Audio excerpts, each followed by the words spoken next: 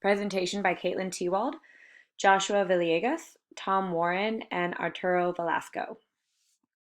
Looking in retrospect, there were plenty of warning signs for a great tragedy in this industrial area of Bangladesh.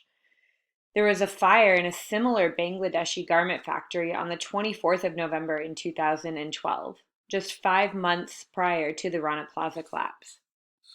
A day prior to the collapse, the entire Rana Plaza, including the banks, stores, and factories, were evacuated due to some obvious cracks on the walls of the building. Unfortunately, just the factory workers were called back the very next day to work by management in order to meet those shipping deadlines. Bangladesh has the second largest garment industry in the world, second only to China, and it's still growing. This 8-story building is a representative of many of the factories that were built with little regard to public safety or building permits. There was a high volume of traffic that went in and out of this building on a daily basis, from the shopping centers to the bank and the garment factories. With Bangladesh being a $28 billion economy, and paying their workers only $68 per month, you think that they'd be able to improve their buildings. Many illegal modifications were done on this building by the owner, pictured here on the right, Rana. He received approval from the mayor to disregard building codes so that he could illegally add 2 more floors on top of his already 6-story building. These floors contained thousands of workers, housed the factories and generators that every time they were turned on would shake the building. There are many design flaws, illegal building modifications, and obviously poor maintenance. This fast-growing economy of Bangladesh, but obviously very slow building process. It's an extremely growing economy in Asia, but the building designs are lacking and causing fires along with collapses. This led to an unstable foundation and ultimate collapse of the building.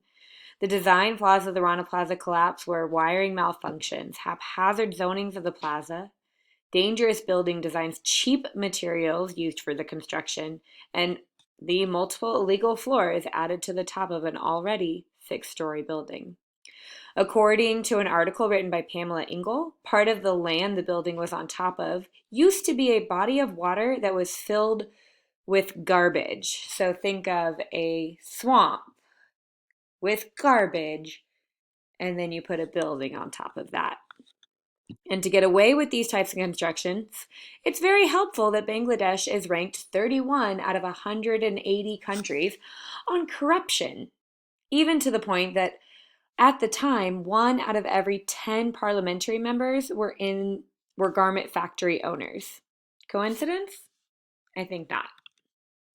So on the 24th of April in 2013, the Rana Plaza collapsed, after which the generators were turned on in the upper story factories, which shook the building to its demise.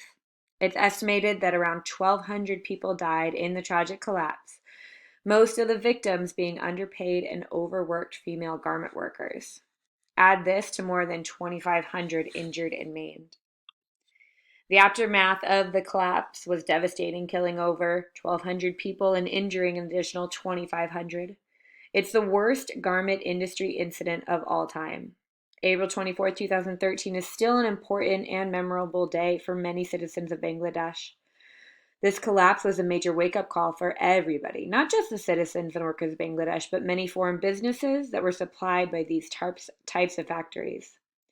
Collective efforts from Bangladesh Army personnel, civilians, and family members of workers had led to more than a 20-day-long rescue operation, which was finally called off on May 17th in 2003. Following the growing concerns of unsafe working conditions of Bangladesh, many businesses took matters into their own hands. European companies, as well as some U.S. companies such as Target, Walmart, and Gap, joined one of 2 coalitions: the Alliance for Bangladesh Workers' Safety, and the Accord on Fire and Building Safety. These coalitions decided to inspect many factories in Bangladesh to ensure that they are meeting minimum building and fire safety standards.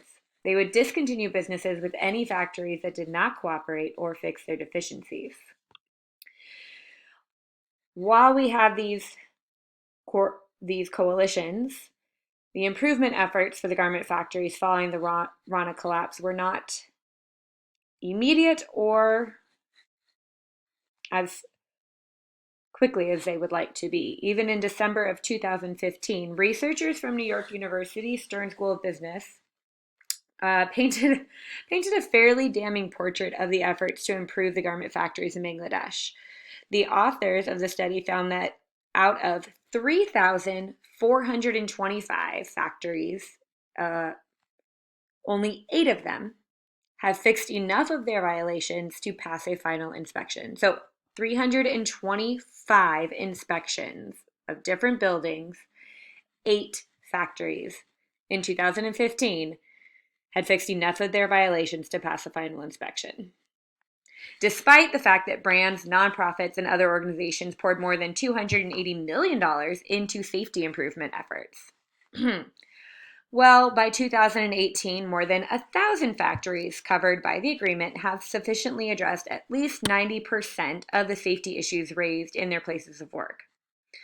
This is according to the representatives from the Accord. The Accord was transparent, well-funded. It inspected more than 1,600 factories over the entire time period of the Accord, and it even posted the results online. Lockable doors and collapsible gates were replaced with fire doors.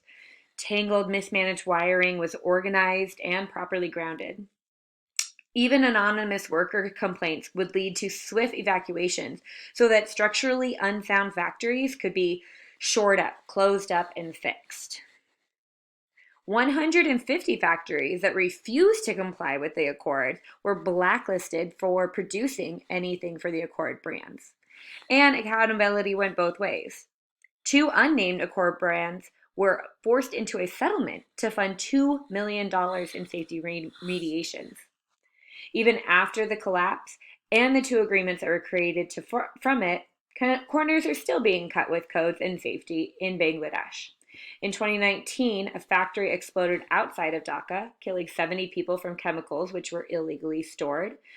And shortly after that, there was a factory fire injuring 6 people, where the government was aware that the building was operating without adequate fire alarm systems, firefighting equipment, and emergency exits. I guess lessons are still not being learned.